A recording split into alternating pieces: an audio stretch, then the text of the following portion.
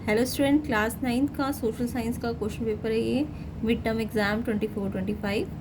तो अभी हम इसका सोल्यूशन करेंगे, तो इसे अच्छी तरह से समझेंगे। अगर जिनके एग्ज़ाम हो गए वो तो चेक कर लेना, एंड जिनके नहीं हुए वो इसे अच्छी तरह से लर्न करेंगे, इम्पॉर्टेंट है। एंड प्लेलिस्ट सेक्शन को ज़रूर चेक करना, प्लेलिस्ट में PYQs है। अगर 2 से 3 क्वेश्चन पेपर आप पूरे रिवाइज कर लेते हो तो आपके मिड टर्म फाइनल में बहुत अच्छे मार्क्स आ जाएंगे। तो इसका सेक्शन ए हमने पहले कर लिया है, डिटेल सोल्यूशन किया है। तो अगर आप डिटेल सोल्यूशन देखना चाहते हैं तो इससे प्रीवियस पार्ट पे देख लेना, लिंक मैं डिस्क्रिप्शन में डालूंगी, प्लेलिस्ट का भी और इसके पार्ट 1 का भी। तो अभी मैं जल्दी जल्दी इसके MCQs को डिस्कस करूँगी, एंड देन हम उसका सेक्शन BCD को करेंगे। तो इम्पॉर्टेंट है, इसलिए अच्छी तरह से कर लेना है। फर्स्ट क्वेश्चन है, which one of the following theories propose by Montesquieu. तो मॉन्टेस्की ने कौन सी थ्योरी प्रपोज की थी? तो यहाँ पे आएगा theory of division of power. C option इसका करेक्ट है। ठीक है, तो अभी हम इसे जल्दी जल्दी डिस्कस करेंगे, एंड डिटेल सोल्यूशन अगर आप चाहते हैं MCQs का तो वो प्रीवियस पार्ट में मिल जाएगा। अभी हम मेन इसका सेक्शन BCD करेंगे। तो डैश स्टार्टेड कलेक्टिवाइजेशन प्रोग्राम, किसने स्टार्ट किया था? ये किया था आपका स्टालिन ने। C option.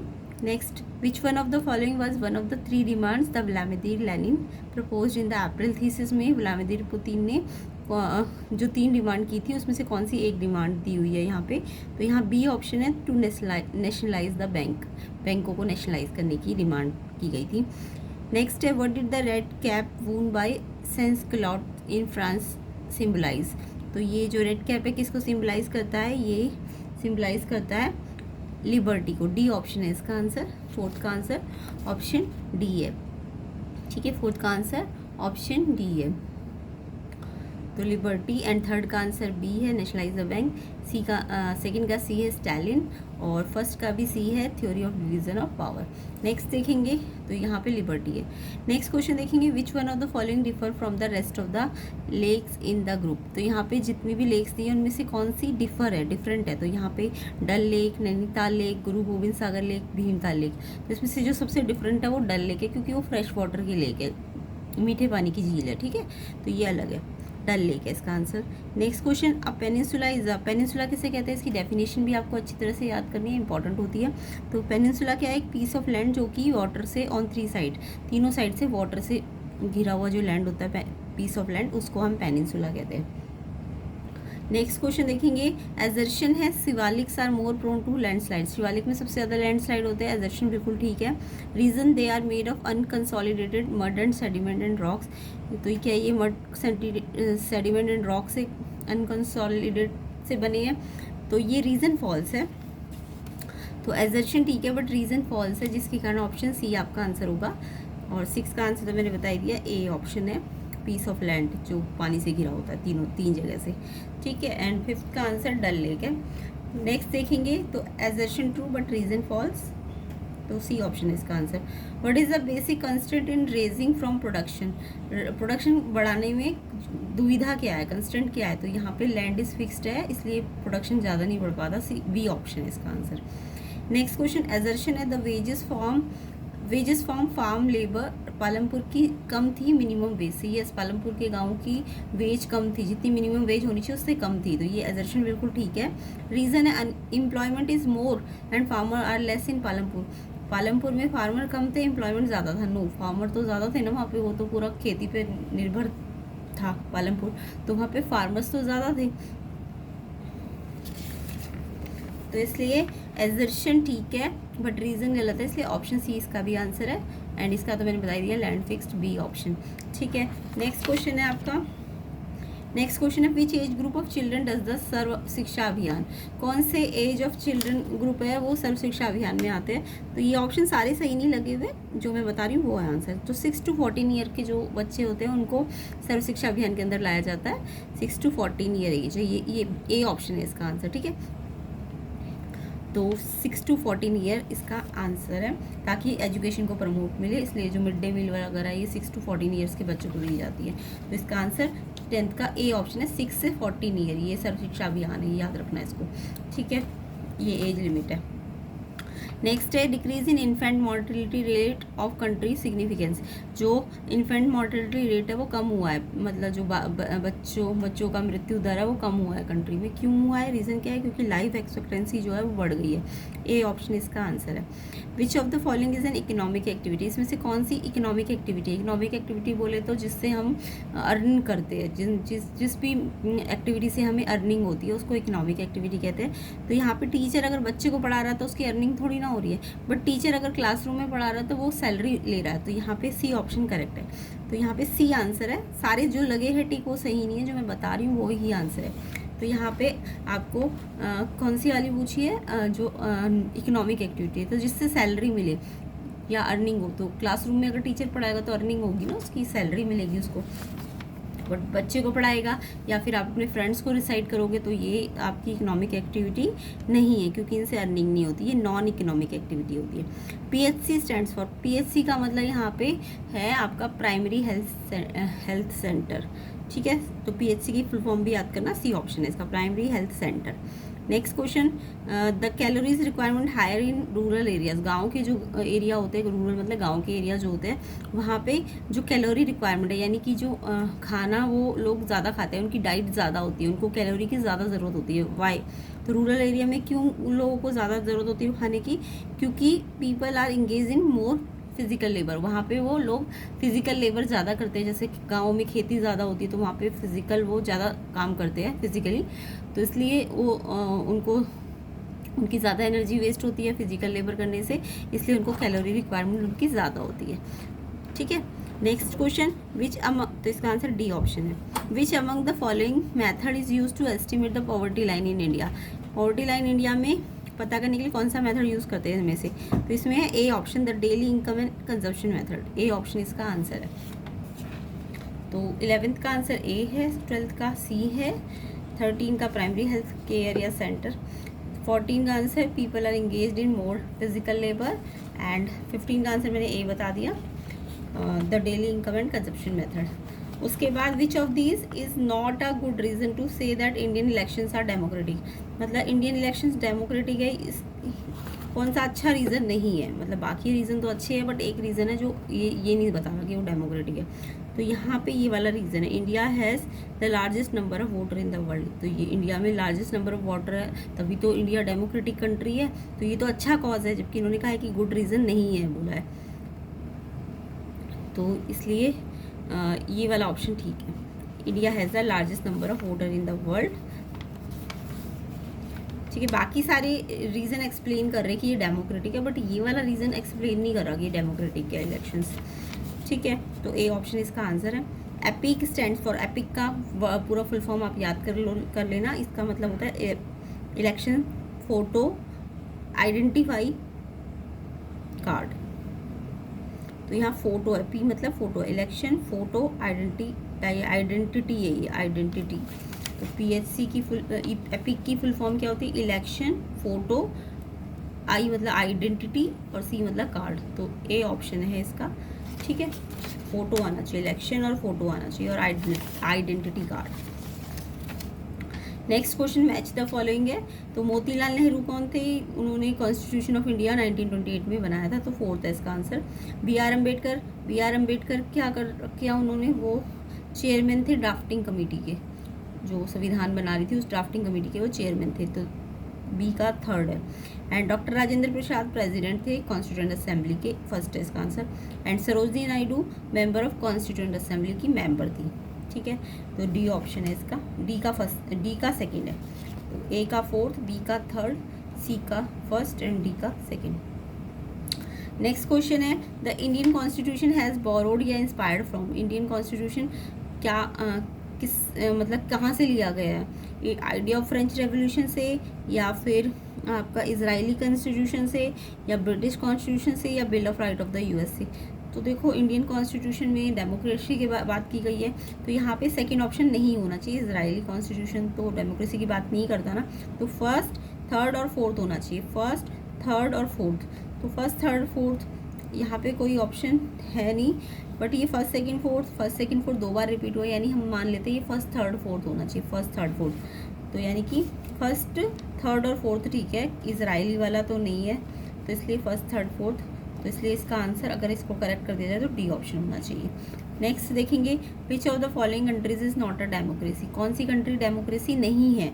तो ग्रेट ब्रिटेन, ये तो डेमोक्रेटिक है, कनाडा भी डेमोक्रेटिक है, इंडिया भी डेमोक्रेटिक है, म्यांमार जो है वहाँ डेमोक्रेसी नहीं है, नॉट बोला है, तो नॉट वाला म्यांमार है आपका, है ना, सी ऑप्शन। चलिए यहाँ पे हमारे एमसीक्यू खत्म होते हैं। अगर डिटेल में एमसीक्यू समझना चाहते हैं तो इससे प्रीवियस पार्ट में मैंने बहुत डिटेल में समझाया है और एक्स्ट्रा क्वेश्चंस भी कराए हैं, तो वो आप चेक कर लेना। सेक्शन भी हमने उसी पार्ट में कर रखा है, तो ये सारे इंपॉर्टेंट क्वेश्चन किए हुए हैं, तो प्रीवियस पार्ट को ज़रूर चेक करना।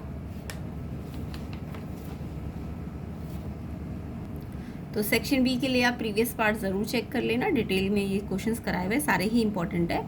तो लिंक मैं डिस्क्रिप्शन में डालूंगी, प्लेलिस्ट का लिंक भी डिस्क्रिप्शन में डालूंगी, उसे भी अच्छी तरह से करना है। अगर अभी तक आपने कुछ भी नहीं पढ़ा तो प्लेलिस्ट में से पढ़ लो, तो मतलब आसानी से आपके 60% 70% ईजीली आ जाएंगे, और अपनी बुक पढ़ रखी है तो आपके 80% आ ही जाएंगे, है ना। तो प्लेलिस्ट सेक्शन को ज़रूर चेक कर लेना, उसमें सारे ही इंपॉर्टेंट क्वेश्चन है, तो लिंक डिस्क्रिप्शन में मिल जाएगा। तो सेक्शन सी और डी करेंगे अभी हम। तो देखिए सेक्शन सी के क्वेश्चंस को, तो describe the incident known as Bloody Sunday, तो ये सारे ही क्वेश्चन बहुत अच्छे हैं, बहुत इंपॉर्टेंट है, तो आपको ये अच्छी तरह से लर्न करके जाने हैं। तो ब्लडी संडे की इंसिडेंट बतानी है, क्या हुआ था उस दिन, ब्लडी संडे वाले दिन। तो इसको इंसिडेंट देखिए क्या थी। तो यहाँ पे ब्लडी संडे की इवेंट में क्या हुआ था, जब प्रोसेशन ऑफ वर्कर्स पहुंचा विंटर पैलेस में, तो अटैक किया गया पुलिस ने उन पे अटैक किया एंड कॉसेक्स ने। तो over 100 workers were killed and about 300 wounded, कम से 100 वर्कर्स मारे गए थे और 300 वाउंड हो गए थे, चोट लग गई थी। तो इसी इवेंट को ब्लडी संडे कहा जाता है। तो ये इवेंट हुई थी उस दिन, तो ये इंसिडेंट आपको लिखना होता है। नेक्स्ट क्वेश्चन देखिए, नेक्स्ट क्वेश्चन है 26, classify the northern plain on the basis of the variation in the relief features.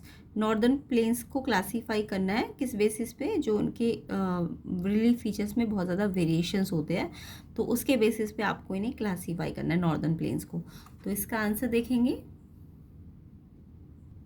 तो देखिए नॉर्दर्न प्लेन को हमने 4 रीजन्स में डिवाइड किया है। अगर उनके रिलीफ फीचर्स के वेरिएशंस को देखें तो 4 रीजन क्या क्या है, भाबर, तराई, बांगर, खादर। तो ये आपको याद करना है, ठीक है, बहुत इंपॉर्टेंट है ये वाला क्वेश्चन, नॉर्दर्न प्लेन्स को कितने पार्ट्स में डिवाइड किया जाता है। और फिर ना अभी तो फिर सिर्फ इतना पूछा है, तो फिर आपको ना भाबर के बारे में 2 लाइन लिखती नहीं है, तराई के बारे में 2 लाइन, भांगर के बारे में, खादर के बारे में, ठीक है। बट अगर अलग से इनके बारे में अलग अलग क्वेश्चन आ गए तो फिर आपको थोड़ा सा डिटेल में बताना पड़ेगा, तो मैं डिटेल ही बता रही हूँ। बट अगर अभी सिर्फ ये इसके 4 फीचर पूछे गए हैं, इसके वेरिएशंस पूछे गए, तो आप भाबर, तराई, भांगर, खादर के बारे में 2-2 लाइन लिख लेना। बट मैं डिटेल में बता रही हूँ, अगर ये अलग से क्वेश्चन बन के आ गए, जैसे अलग से क्वेश्चन आता है खादर भांगर में क्या डिफरेंस है, ठीक है, तो ऐसे एक्स्ट्रा क्वेश्चन अगर आए तो उसमें आप एक्स्ट्रा कर सकते हो। तो देखो सबसे पहले खादर की बात करें तो खादर क्या है, ये इस एग्रीकल्चर के लिए बहुत सुटेबल होती है एंड ये वेरी फर्टाइल होती है, क्योंकि ये हर साल रिन्यूड होती है। खादर जो होता है यंगर डिपॉजिट है फ्लड प्लेन्स के, ठीक है। और भांगर की बात करें तो भांगर एक टेरेस लाइक फीचर दिखाती है, ये फ्लड प्लेन्स के, रिवर्स के जो फ्लड प्लेन्स होते हैं उनके ऊपर बनता है and it is the largest part of the northern plain, और ये नॉर्दर्न प्लेन के बहुत बड़े भाग में फैला हुआ है भांगर, और ये ओल्डर एलुवियम है, ठीक है। ये यंगर होती है, ये ओल्डर होती है, तो दोनों में डिफरेंस भी आता है कई बार पेपर में। फिर उसके बाद नेक्स्ट जो थर्ड है तराई, ये कैसी होती है, मार्शी, स्वैम्पी और वेट रीजन होता है, और ये रीजन में रिवर और स्ट्रीम जो हो जाती है वो री इमर्ज हो जाती है, और ये south of the Bhabar belt में होता है। उसके बाद भाबर की बात करें तो भाबर क्या है, ये एक नैरो बेल्ट है 8 से 16 किलोमीटर विड्थ की, जो कि पैरेलल चलती है स्लोप ऑफ शिवालिक के, ठीक है। तो ये इसको हम भाबर कहते हैं, तो इंपॉर्टेंट है ये भाबर भी। अब river flowing down from the mountains deposit pebbles in this narrow belt, और जो रिवर नीचे की तरफ आती है माउंटेन से तो ये इस नैरो बेल्ट पे पैबल्स को डिपॉजिट कर देती है, और जितनी भी स्ट्रीम से स्टार्ट होती है disappearing in the Bhabar belt. तो ये भाबर के बारे में, तो ये मैंने बहुत डिटेल में बताया, बट आपको इतना डिटेल लिखना नहीं है, आपको जस्ट इतना सा लिखना। अगर ये क्वेश्चन आ गया कि कितने फीचर्स हैं नॉर्दर्न प्लेन के, तो पहले इनको लिख दो 4 फीचर्स है एंड देन 2-2 लाइन में इन्हें एक्सप्लेन कर दो। बट एक्स्ट्रा क्वेश्चन में अगर अलग अलग आ गए क्वेश्चन तो फिर आपको 3-3, 4-4 पॉइंट लिखने पड़ेंगे इनके, ठीक है। क्वेश्चन समझ आ गया। नेक्स्ट क्वेश्चन देखेंगे, तो सारे ही क्वेश्चन इंपॉर्टेंट है, इसलिए अच्छी तरह से लर्न करके जाना। और कम से लर्न करने का मतलब ये नहीं रटना है, आप 3-4 बार पढ़ लो एक क्वेश्चन को तो याद हो जाएगा आपको। Next question, compare the features of democratic and non democratic government. तो आपको डेमोक्रेटिक और नॉन डेमोक्रेटिक के कंट्री के जो गवर्नमेंट होती है उसको डिफ्रेंशिएट करना है। तो ये क्वेश्चन मैंने प्रीवियस पार्ट्स में भी कराया हुआ है, प्लेलिस्ट सेक्शन में भी कराया हुआ है। बहुत सारे क्वेश्चन हैं प्लेलिस्ट में जो मैंने बार बार रिपीट हो रहे हैं, तो यानी रिपीट हो रहे हैं तो इट मीन्स इंपॉर्टेंट है ना सारे ही। तो इसलिए प्लेलिस्ट सेक्शन को ज़रूर चेक करना। वीडियो को शेयर भी करो, ज़्यादा से ज़्यादा लाइक भी करो। लाइक करो, कम से कम 500 लाइक्स तो मिलने चाहिए इतनी मेहनत के। ठीक है, आपके लिए वर्क हार्ड किया जा रहा है, इसलिए आपको मोटिवेशन करने के लिए, आप मोटिवेट करने के लिए लाइक ज़रूर करना वीडियो को। और चैनल में नए हो तो सब्सक्राइब भी करना, और हाँ प्लेलिस्ट को ज़रूर चेक करना। तो देखिए, democratic and non democratic government की कंपैरिजन करना है तो क्या होता है। तो देखो, डेमोक्रेटिक अलग से क्वेश्चन भी आ सकता है, डेमोक्रेटिक गवर्नमेंट के क्या फीचर्स है, तब आप सिर्फ इतना लिखना, और नॉन डेमोक्रेटिक के पूछें तो ये इतना लिखना। तो अलग से डेमोक्रेटिक क्वेश्चन गवर्नमेंट के फीचर पूछे तो सिर्फ ये वाला, ये इनके बारे में बताना है। ठीक है, तो एक्स्ट्रा क्वेश्चन में अलग से ये भी आ सकता है, सिर्फ डेमोक्रेटिक के बारे में पूछे या दोनों के बारे में पूछ सकते हैं। तो देखो, डेमोक्रेटिक गवर्नमेंट क्या होती है, जिसमें people exercise there decision making power through their elected representative. यानी यहाँ पे वोट देने का राइट होता है। एक पॉइंट आप ये भी बना सकते हो कि डेमोक्रेटिक गवर्नमेंट में वोट देने का राइट होता है लोगों को, जबकि यहाँ वोट देने का कोई राइट नहीं होता।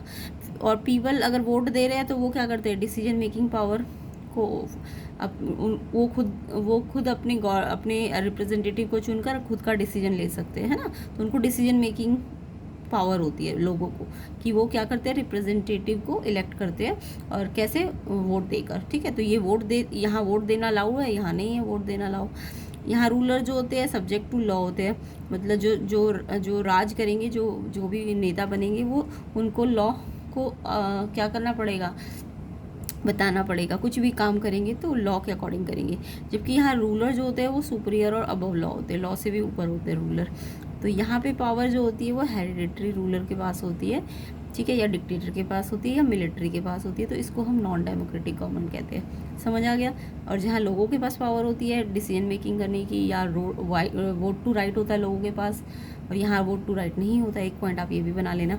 तो डेमोक्रेटिक की डेफिनेशन और नॉन डेमोक्रेटिक, उसके बाद ये मैंने बता दिया, ये लॉ के प्रति दायित्व होते हैं इनका, और ये रूलर जो होते हैं लॉ से ऊपर होते हैं यहाँ पे नॉन डेमोक्रेटिक में। यहाँ राइट एंड फ्रीडम जो होती है वो लीगली मिल जाती है, ले लेते हैं लोग अगर उनको फ्रीडम चाहिए, बट यहाँ राइट एंड फ्रीडम रिस्ट्रिक्शन होता है उस पर। ठीक है, तो इसमें डेमोक्रेसी एग्जाम्पल है, इसमें डिक्टेटरशिप या फिर मोनार्ची। तो ये सब आपको याद करना है, ये इंपॉर्टेंट होता है डेमोक्रेटिक गवर्नमेंट और नॉन डेमोक्रेटिक। और अगर सिर्फ डेमोक्रेटिक के बारे में आए तो फिर आपको सिर्फ डेमोक्रेटिक वाला लिखना है। नेक्स्ट क्वेश्चन देखेंगे। नेक्स्ट क्वेश्चन है आपका, explain 3 ways of investment of human resources that can give high returns in the future. तो मैंने आपको ह्यूमन कैपिटल के बारे में इससे प्रीवियस वीडियो में कराया था। इंपॉर्टेंट है कि रोल ऑफ ह्यूमन कैपिटल क्या होता है। अभी आपको पूछा है कि ह्यूमन रिसोर्सेज में इन्वेस्टमेंट करने के 3 तरीके क्या है, जिससे अगर जितना ज़्यादा ह्यूमन रिसोर्स बढ़ेगा, ह्यूमन कैपिटल बढ़ेगी, तो उतना ज़्यादा रिटर्न्स मिलता है ना फ्यूचर में। क्या क्या फ़ायदा, वो रोल मैंने आपको प्रीवियस पार्ट में कराया था, तो उस प्रीवियस वाली वीडियो को ज़रूर चेक करना। लिंक डिस्क्रिप्शन में ज़रूर होगा, और प्लेलिस्ट का लिंक भी डिस्क्रिप्शन में होगा, तो आप चेक कर लेना। तो ह्यूमन रिसोर्सेज पे इन्वेस्टमेंट करने के क्या तरीके हैं, 3 तरीके क्या है, कि कैसे हम ह्यूमन रिसोर्सेज पे या ह्यूमन कैपिटल पे इन्वेस्ट करें और उससे हमें क्या मिले, उनसे उनके बेनिफिट्स मिले। तो 3 तरीके क्या है इन्वेस्टमेंट करने के। तो यहाँ पे आपको लिखना है by investment in human capital. क्या करके, एक तो ह्यूमन रिसोर्स बढ़ाना है तो ह्यूमन कैपिटल पे इन्वेस्टमेंट कर दो, या फिर spending resources on education and health of all. अगर हमारी हेल्थ अच्छी हो जाएगी, हमें एजुकेशन मिल जाएगी, तो ह्यूमन कैपिटल बढ़ेगी, और ह्यूमन कैपिटल बढ़ेगी तो ह्यूमन रिसोर्सेज बढ़ेंगे, है ना। And by training of industrial and agricultural workers in the use of modern technology. और मॉडर्न टेक्नोलॉजी के बारे में वर्कर्स को ट्रेनिंग दे दो। इंडस्ट्रियल या एग्रीकल्चर वर्कर जो है, उन्हें मॉडर्न टेक्नोलॉजी के बारे में जितना ज़्यादा पता होगा उतना वो क्या करेंगे, ह्यूमन रिसोर्सेज को बढ़ाएंगे, है ना, ह्यूमन कैपिटल को बढ़ाएंगे। एंड लास्ट है bye useful scientific researches. Scientific research जितनी ज़्यादा होगी उससे क्या होगा, ह्यूमन रिसोर्सेज बढ़ेंगे। तो ह्यूमन रिसोर्सेज को हम कैसे कैसे बढ़ा सकते हैं, ये पॉइंट आपको याद करने, कैसे इन्वेस्टमेंट कर सकते हैं उन पर। नेक्स्ट क्वेश्चन है आपका, why was the making of Indian constitution not an easy affair. Indian constitution को बनाना एक आसान काम नहीं था। क्यों नहीं था आसान काम इंडियन कॉन्स्टिट्यूशन को बनाना। जो बनाया गया था, तो जिस टाइम पे बनाया गया था उस टाइम पे उसे बनाना बहुत आसान नहीं था। क्यों नहीं था, ये रीज़न पूछा है इसमें। तो यहाँ पे आंसर में लिखना है making a constitution for a huge country, क्योंकि कंट्री बहुत बड़ी थी ना, बहुत बड़ी थी, डाइवर्सिटी बहुत ज़्यादा थी, अलग अलग धर्मों के लोग थे, ये भी आप लिख सकते हो। डाइवर्सिटी थी कंट्री में, अलग अलग रिलीजन्स के लोग थे, तो वो आसान नहीं था कॉन्स्टिट्यूशन को बनाना इतनी बड़ी कंट्री के लिए जहाँ पे इतनी डाइवर्सिटी थी। ठीक है, ये लाइन भी आप लिख सकते हो। एंड कंट्री उस टाइम पे पार्टीशन से भी गुजर रही थी, विभाजन हुआ था, है ना। एंड जो प्रिंसली स्टेट्स थे वो अनडिसाइडेड थे कि वो कहाँ जाएंगे, ये ब्रिटिश लोगों ने डिसाइड भी नहीं किया था, तो ये भी मुश्किल थी। There were anxieties about the present and future of the country की भी पता नहीं था प्रेजेंट कैसा होगा, फ्यूचर कैसा होगा। तो ये सब डिफ़िकल्टीज़ के कारण कॉन्स्टिट्यूशन को उस टाइम पे इतनी बड़ी कंट्री के लिए, इतनी डाइवर्स कंट्री के लिए, जहाँ पे अलग अलग रिलीजन्स के लोग रहते थे, अलग अलग कास्ट के लोग रहते थे, है ना, तो उस और पार्टीशन से भी गुजर रहा था, तो इस रीज़न से वो एक आसान काम नहीं था कॉन्स्टिट्यूशन को बनाना। तो ये आपको सब लिखना है इसमें, तो आप इन्हें पॉइंट वाइज भी लिख सकते हो। नेक्स्ट क्वेश्चन है आपका, नेक्स्ट सेक्शन डी पे आते हैं। अब सेक्शन सी के सारे ही क्वेश्चन इंपॉर्टेंट है, और सेक्शन बी के मैंने इसे प्रीवियस पार्ट में कराया तो उन्हें भी डिटेल में करा रखा है, बहुत डिटेल में करा रखा है सेक्शन ए बी, तो इसलिए इसका सेक्शन ए बी के लिए आप पार्ट 1 ज़रूर चेक कर लेना। एंड एक्स्ट्रा क्वेश्चंस के लिए, इंपॉर्टेंट क्वेश्चन के लिए प्लेलिस्ट को ज़रूर चेक कर लेना। तो सेक्शन डी को देखते हैं। Describe the legacy of the French revolution for the people of the world during the 19th and the 20th centuries. तो आपको यहाँ पे पूछा है जो फ्रेंच रेवोल्यूशन की लीगेसी को डिस्क्राइब करना है लोगों for the people of the world 19th and 20th century में। तो लीगेसी ऑफ फ्रेंच रेवोल्यूशन के बारे में आपको बात करनी है, तो देखते हैं कैसे करना है। तो पहले क्वेश्चन में से लाइन लिख देनी है, फिर उसके बाद the idea of liberty and democratic right जो थी, ये दो चीज़ें थी, जो लिबर्टी का आइडिया और डेमोक्रेटिक राइट्स की मिलनी चाहिए लोगों को। तो इन दो रीज़न क्या थे, इंपॉर्टेंट लीगेसी थी फ्रेंच रेवोल्यूशन की। क्या क्या, एक तो लिबर्टी का आइडिया कि सबको आज़ादी मिले, और दूसरा डेमोक्रेटिक राइट्स मिले। तो ये दो क्या थी, बहुत इंपॉर्टेंट लेगेसी थी फ्रेंच रेवोल्यूशन की। और ये spread from France to the rest of Europe, और ये कहाँ से कहाँ फैल गई थी, फ्रांस से बाकी यूरोप में फैल गई थी 19th सेंचुरी में। और जब फ्यूडल सिस्टम जो था वो एबॉलिश हो गया था, एंड इसने इंस्पायर्ड किया था जर्मन्स को, इटालियंस को, ऑस्ट्रियंस को कि वो क्या करे, वो डेमोक्रेटिक कंट्री की मांग करे, है ना। तो वो उनको इसके लिए इंस्पायर्ड किया गया था। तो ये सारा आपको बताना है। नेक्स्ट क्वेश्चन को देखेंगे, इसी का चॉइस वाला क्वेश्चन है, discuss the main cause of French revolution. French revolution के कॉज क्या क्या थे। तो ये जितने भी रेवोल्यूशंस हुए थे ना, इनके कॉज वगैरह, इफेक्ट्स वगैरह आपको याद करने हैं, ये मैंने पहले भी करा रखे हैं, तो आप अच्छी तरह से देख लेना इसे। तो कॉज ऑफ फ्रेंच रेवोल्यूशन देखते हैं। तो देखो, main cause of French revolution की बात करें तो वो था कि लुइस 16 का डेस्पोटिक रूल, जो बहुत ज़्यादा मतलब तानाशाही वाला रूलर था, तो उनके कारण फ्रेंच रेवोल्यूशन हुआ था। फ्रेंच सोसाइटी डिवाइड हो गई थी, एंड राइजिंग प्राइस बहुत बढ़ गए थे। इंस्पिरेशन ऑफ फिलोसफर्स ने बहुत ज़्यादा इंस्पायर किया था लोगों को, मिडिल क्लास को। तो ये सब कॉज थे किसके, फ्रेंच रेवोल्यूशन होने के। तो ये पॉइंट्स को ना आपको थोड़ा थोड़ा दो लाइनों में एक्सप्लेन भी करना है। तो एक्सप्लेनेशन तो आप कर ही लोगे, नहीं तो इससे प्रीवियस वीडियोस को देखना, एक्सप्लेनेशन भी आपको बताई गई है।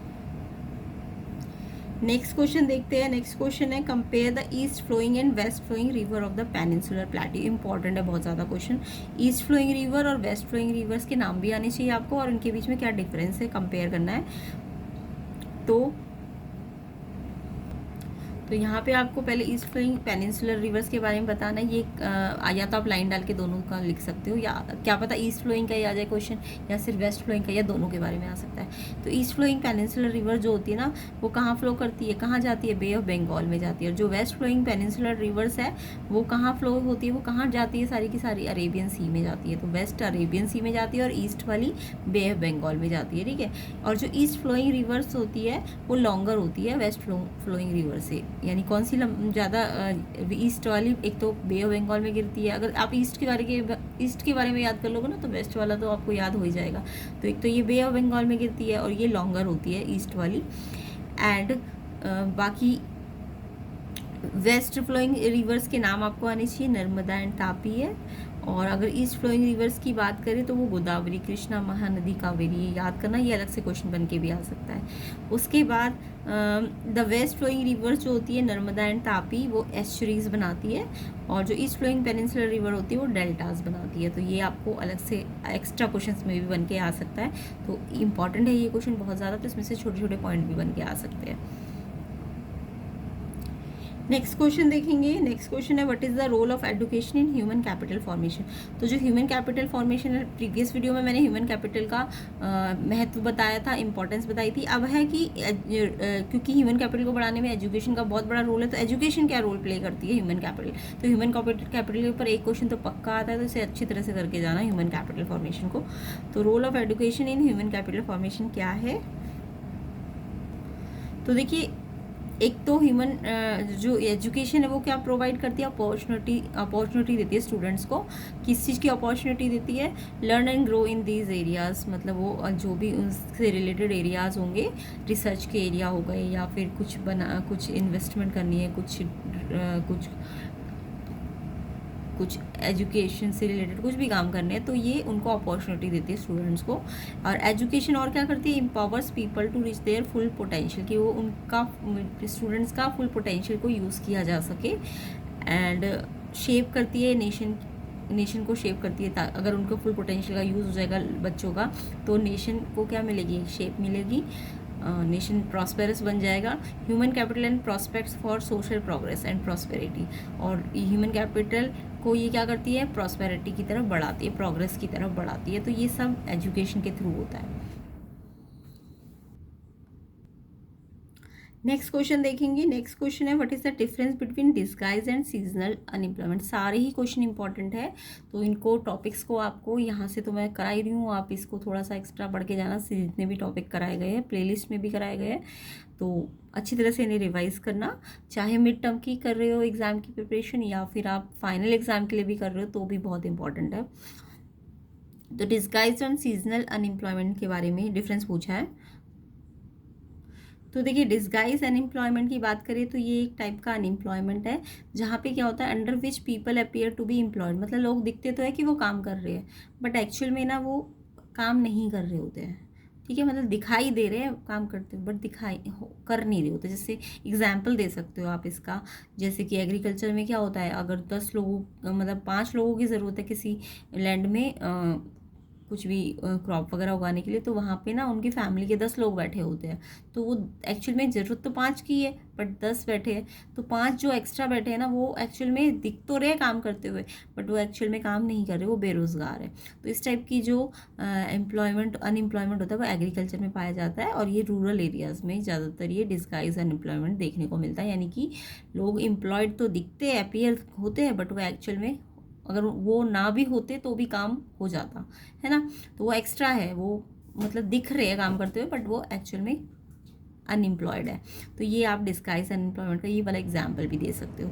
नेक्स्ट है सीजनल अनएम्प्लॉयमेंट। तो सीजनल अनएम्प्लॉयमेंट क्या होता है, ये भी एक टाइप का अनएम्प्लॉयमेंट होता है, जिसमें वर्क्स जो होते हैं ना, मतलब काम तो मिलता है एम्प्लॉयड, बट वो उनको पर्टिकुलर सीजन के लिए ही मिलता है, पूरे साल भर नहीं मिलता। थोड़े टाइम वो अनएम्प्लॉयड रहते हैं, कुछ टाइम के लिए वो एम्प्लॉयड हो जाते हैं। तो सीजनल अनएम्प्लॉयमेंट, जैसे कि कोई वाइट वॉश करने वाला है, वो सिर्फ 3-4 महीने उसे काम मिलता है, बाकी टाइम वो 9 मंथ क्या रहता है, अनएम्प्लॉयड रहता है। तो ये भी आप उसका एग्जाम्पल दे सकते हो।